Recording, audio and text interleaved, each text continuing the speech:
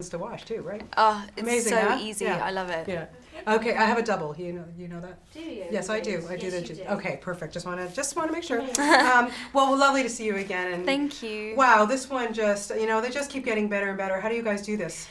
I don't know. I have to say it seems so unusual that a film franchise the films get better as they go along. It's usually like they get worse, but we seem to be going that way. So I'm happy, and I feel like this is significantly better. Like it's not just kind of like I feel like the other one's kind of like gradually, whereas the last two I feel like are just on a totally different plane. They're just but a also new level. you guys are giving it your all. Yeah. It's coming to an end, and Yeah. and the material is just so rich and amazing. Yeah. You're out of your element. You're not in Hogwarts, so there's so much to work with. Did you find that it was just a huge challenge doing these and shooting them both at the same time? Yeah, and it was a huge challenge. Doing even just one Harry Potter film is exhausting, let me tell you. Doing two back to back, by the end of it we were all on our knees, we were really struggling. But I feel like in a way they have so much energy and momentum because we did them both at once and it was all mad and we were shooting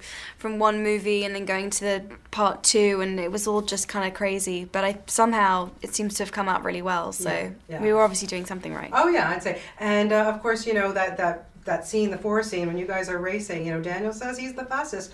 I don't know, you look like you were going pretty fast. I was going pretty fast. I've never run that fast in my life. We were just really going for it. And Dan and I are pretty competitive, so we turned it into a bit of a race. But it was hard because we all got started off on different marks. We could never really tell who was running the fastest, but I think it was me. But we won't tell him that. Okay. I have to tell you, I don't even know how on earth you even begin to look back at these 10 years and the experience that you've had in your life. How do you even begin to put that into words? It's very strange trying to answer questions about it because a lot of the time I don't have answers. People are like, what is your life going to look like when this is over? And I'm like, I have no idea. This has been all I've ever known. This is how I grew up. I can barely remember my life before Harry Potter. So I've got a lot to figure out. It's been huge. It's been huge. Yeah, and just an amazing, the people that you've met, the friends that you've made. The places I've traveled, the experiences I've had, it's been amazing. Yeah. I'm so thankful that I've had such a unique life and such a unique chance and experience, and it's been absolutely amazing. There's so many wonderful scenes in this film. I could talk forever, but one that really stood out for me and touched me so deeply was the dancing scene between you and Daniel in that tent. I don't know. For me, it just your friendship, or it was on your faces, like your real life REAL was going into your REEL life. Did you find that especially with the three of you and how close you've become, that this was really a friendship bond more than anything?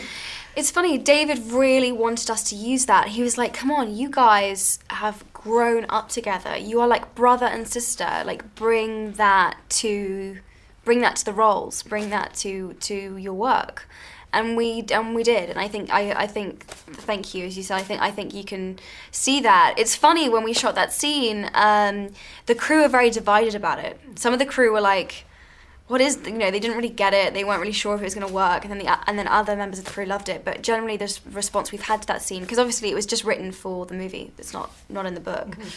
The audience members seem to love it, and I think it's important to have that moment of, just a break from the intensity and the stress and the worry and everything. They just need to have a moment where they can just be kids and just be silly and stupid and just have a nice time together. Well, especially for you too. Like, how do you, put your real life aside and just, especially growing up since you were 10 doing this, and when did you have a chance to be a kid and be silly? And, do you have those opportunities? I mean, yes. And I'm very lucky that I made these movies with Dan and Rupert. I had two friends at my side, and we had some laughs. We did. We laughed a lot, and I'm grateful for that. But yeah, I can relate to that feeling, definitely. I can't imagine what the last day of shooting was like. Can you take me back?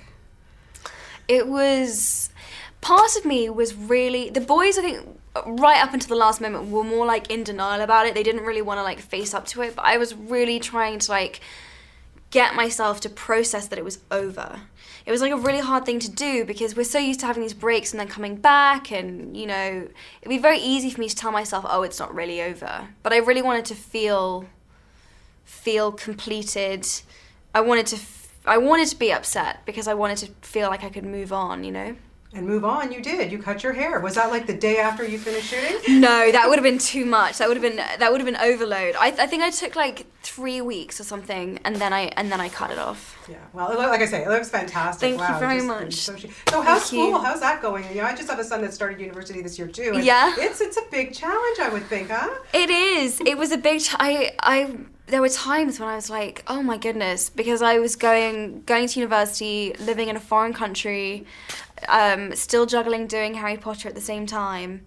And there were times where I was just like, oh, this is just too much. This is really hard. But I'm so grateful that I stayed and that I went in the first place because, you know, sophomore year, I'm having such a great time. I have such a great group of friends. And it was so the right thing to do, and it was worth every effort. Oh, I'm sure you're doing fantastic. Well, just on a personal note, I just want to say that, you know, you've done a fantastic job in this, but it's just been an honor and a pleasure for me to know you since you were this big, Aww. and you've just grown into such a lovely young woman. Thank you. I know you're just going to be fantastic for years to come. So thank you for giving me a pleasure to know you. Thank you. That's so nice. I'm going to start to cry. And you, okay. no. Thank you for giving me such lovely interviews every time you.